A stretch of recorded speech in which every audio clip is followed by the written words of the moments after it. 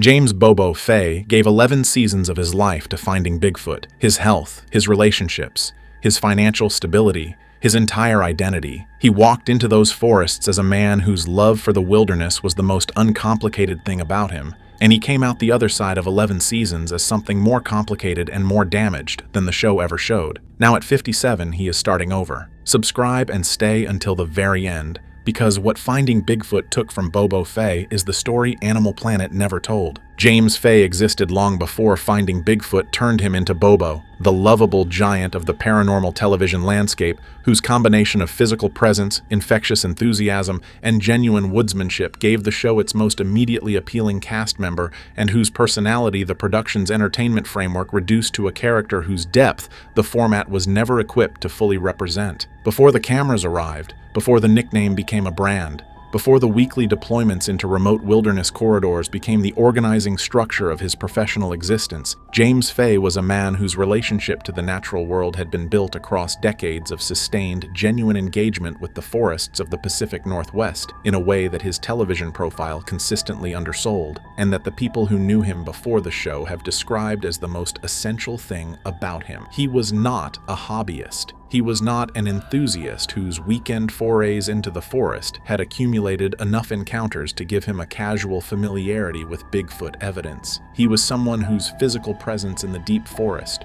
whose extended periods of sustained immersion in the specific environments where the evidence for Bigfoot's existence is most concentrated, had produced a relationship to the wilderness that goes beyond what most people in the modern world have the opportunity or the inclination to develop. The Pacific Northwest forest was not a location he visited. It was a place he belonged to in the specific and irreplaceable way that sustained presence in a landscape produces belonging. He read the forest the way people who grew up speaking a language read text, automatically, without conscious translation, with an immediacy of comprehension that people who learned the language later can approximate but never fully replicate. That quality, the quality of genuine belonging to the wild landscape the show was deploying him into, is what made Bobo indispensable to Finding Bigfoot in a way that the entertainment format never fully articulated. And it is the quality whose loss, whose slow erosion across 11 seasons of treating the forest as a production location rather than a place of belonging, is the first chapter of the tragic story that the years since the show ended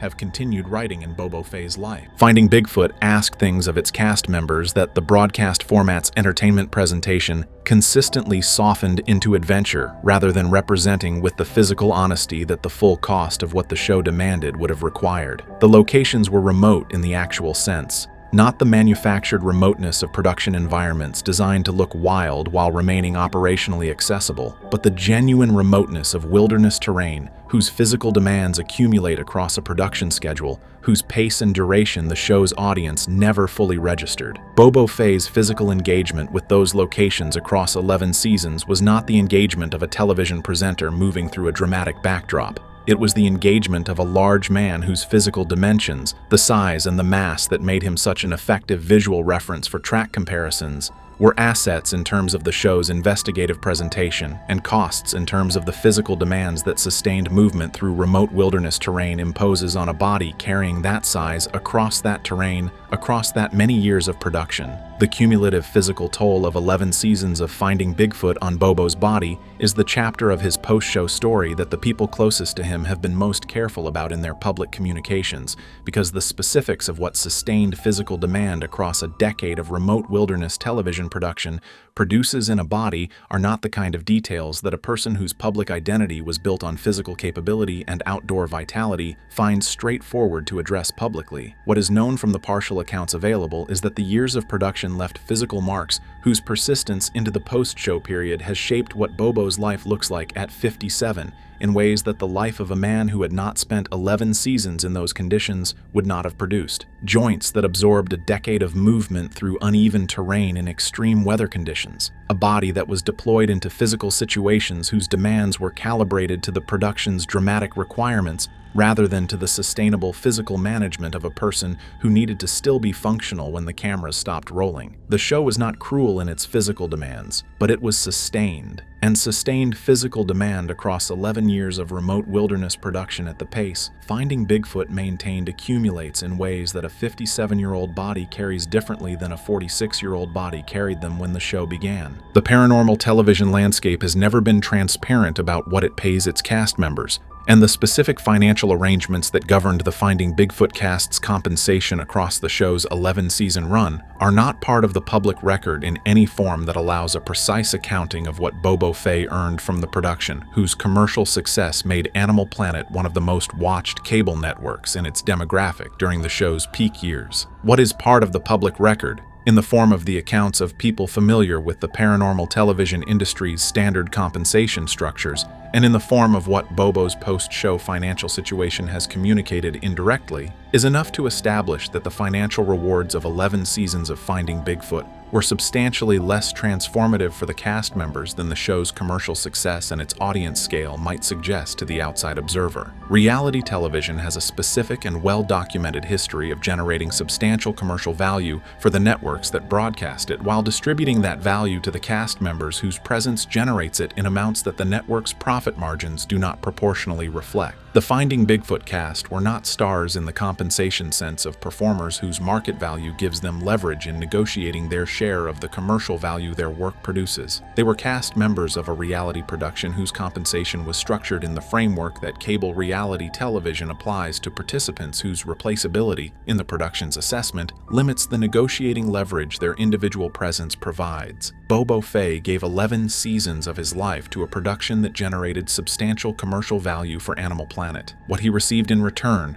the financial compensation whose accumulated total across 11 seasons represents the economic foundation on which the post-show life he is building at 57 must rest, is the chapter of the Finding Bigfoot story that the people most directly affected by it find most difficult to discuss without the specific combination of pride and pain that the gap between what the work produced commercially and what the workers received financially generates in the people who lived it. 11 seasons of Finding Bigfoot operated on a production schedule whose demands on the cast members' time and presence were not compatible with the maintenance of the ordinary relationship structures that most people's lives are built around. The investigation deployments, the weeks spent in remote wilderness locations whose operational requirements removed the cast from their home environments for extended periods on a recurring schedule across the full production run, were not occasional disruptions to an otherwise stable domestic existence. They were the recurring structure around which any domestic existence had to be organized, and the organization that structure imposed on the relationships of the people living within it produced strains whose accumulated weight across 11 seasons the show's cheerful adventure presentation never acknowledged. Bobo Fay's personal relationships across the Finding Bigfoot years are the chapter of his story, whose specific details the privacy that he has always maintained about his personal life most effectively protects from public accounting.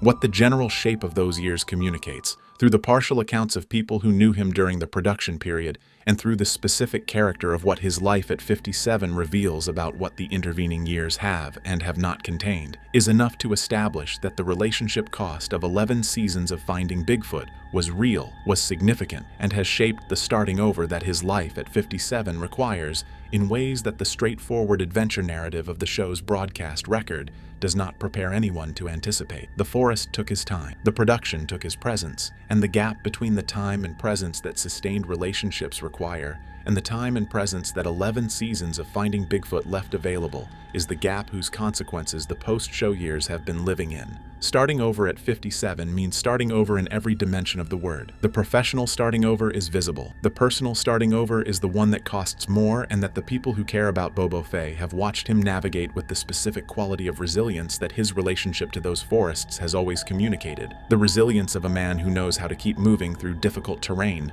because difficult terrain is where he has always done his best work. Finding Bigfoot ended. The production stopped. The schedule that had organized 11 years of Bobo Fay's life, the deployments, the investigations, the filming sessions, the post-production obligations, and the public appearances whose combined structure had given his professional existence its shape and its momentum across more than a decade, stopped. And what was left in the space that the production's cessation created is the chapter of his story whose specific character the show's audience was least prepared to understand because the show had never shown them the dimension of Bobo's relationship to the work that made its ending something more than a career transition. For most of the people who watched Finding Bigfoot, the show was entertainment. For Bobo Fay, it was the institutional vehicle for the most serious pursuit of his adult life, the systematic investigation of the Bigfoot question in the specific environments where the evidence for its answer was most concentrated. The show ending was not simply a television production concluding its run. It was the removal of the operational infrastructure,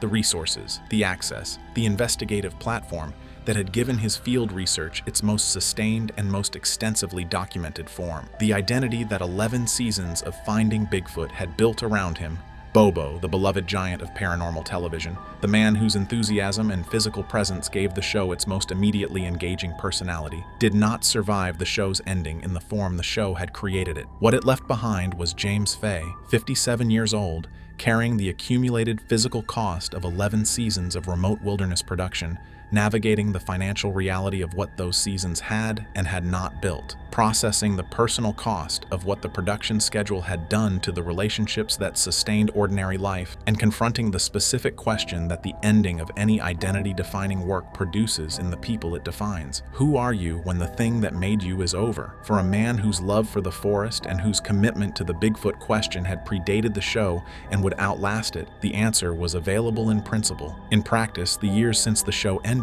have been the process of finding it, and the finding has not been without cost. The Bigfoot research community, the network of investigators, researchers, enthusiasts, and field workers whose collective engagement with the Bigfoot question had been one of the constants of Bobo Fay's adult life before, during, and after the Finding Bigfoot production, is the community that might have been expected to provide the professional and personal support structure that the show's ending removed from his life. The reality of what the community did and did not do for Bobo in the post-show years is more complicated than that expectation would predict, because the community's relationship to the Finding Bigfoot cast was itself complicated by the show's production in ways whose specific character the broadcast format's entertainment presentation had not prepared anyone to process honestly. The show had made the cast famous in a way that the Bigfoot research community's culture was not entirely equipped to integrate without friction. The tension between the serious field research that the BFRO methodology represented and the entertainment presentation that the Animal Planet format imposed on the investigation's documentation had produced resentments within the research community that the cast members had absorbed across 11 seasons of navigating the gap between what the investigation was and what the show presented it as. Those resentments did not simply dissolve when the show ended. They shaped the community's relationship to the cast members in the post-show period in ways that complicated the professional reintegration that the show's ending would ideally have permitted. For Bobo specifically, whose public profile was the most immediately recognizable of the cast members and whose personality had been shaped by the show into a character that the research community found both endearing and occasionally reductive. The post-show relationship to the community he had belonged to before the cameras arrived has been the specific professional dimension of the starting over that has required the most sustained navigation. He is returning to a community that changed in relationship to him across 11 seasons of television production, and that he changed in relationship to across the same period. The return is real. The warmth is real. But the navigation is also real. And at 57, with the physical costs and the financial realities and the personal losses of the production years in the background, the navigation of that return is one of the less straightforward elements of the starting over that his current life requires.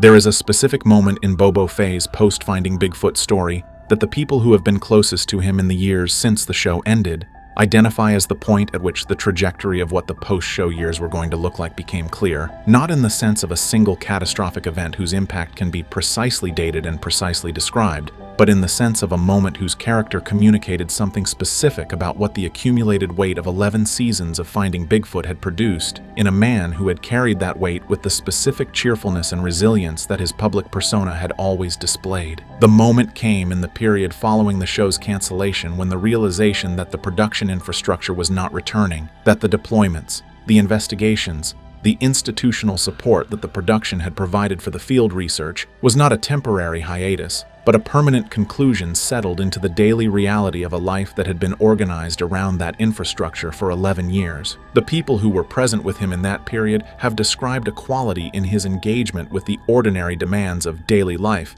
that the Bobo of the Finding Bigfoot years had never exhibited, a flatness whose character was not depression in any clinical sense, but something more specific and more poignant. The flatness of a man who had spent 11 years doing the thing he was most suited for in the world, in the environments where his particular combination of skills and knowledge and physical capability was most completely expressed, in the service of the question that had organized his deepest engagement with the natural world, and who found himself, at 50-something, doing something else. The forest was still there. The question was still there. The desire to be in that environment, pursuing that question, was as present in him as it had ever been. What was gone was the institutional vehicle that had given that desire its most sustained and its most extensively resourced expression. And the absence of the vehicle, the specific void left by the removal of the production infrastructure that had organized 11 years of his professional existence, is what the flatness of that period was communicating. He was not lost. He knew exactly where he was, and exactly what he wanted to be doing. He just no longer had the means to do it in the form that had given his life its shape for more than a decade.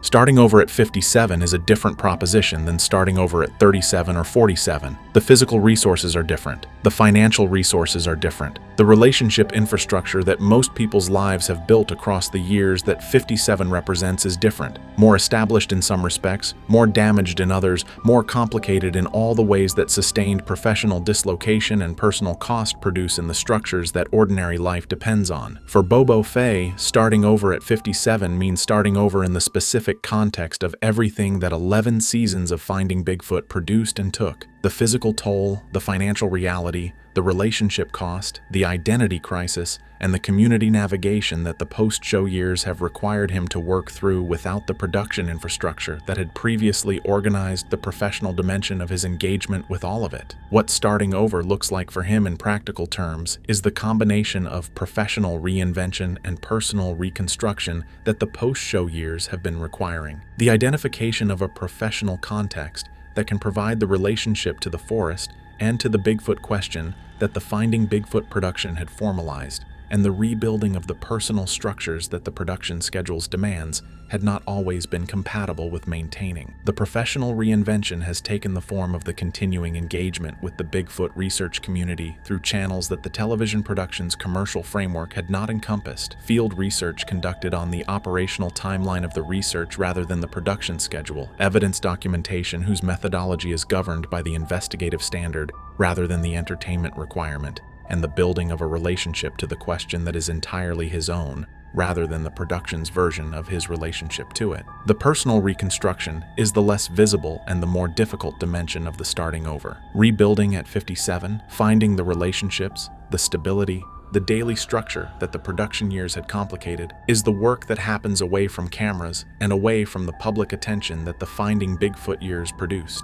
It is the work that the people who care about Bobo Fay watch him doing with the specific quality of attention that people bring to watching someone they love navigate something genuinely hard. Bobo Fay's story at 57 is not a story about failure. The word does not apply to a man who spent 11 seasons in the forests where the evidence for the most significant zoological question in North American natural history is most concentrated, who documented that evidence with the specific combination of practical fieldcraft and genuine physical commitment that no other Finding Bigfoot cast member could have provided, and who contributed to a body of field research whose complete record, including the investigation Animal Planet Buried, contains findings whose significance the broadcast version of the show was never permitted to fully establish. His story is something more specific and more instructive than failure. It is the story of what chasing something real, genuinely, fully, at the cost of the ordinary life whose alternative was always available to him, produces in the person who does the chasing. The forest gave him what forests give people who commit to them completely. It gave him knowledge,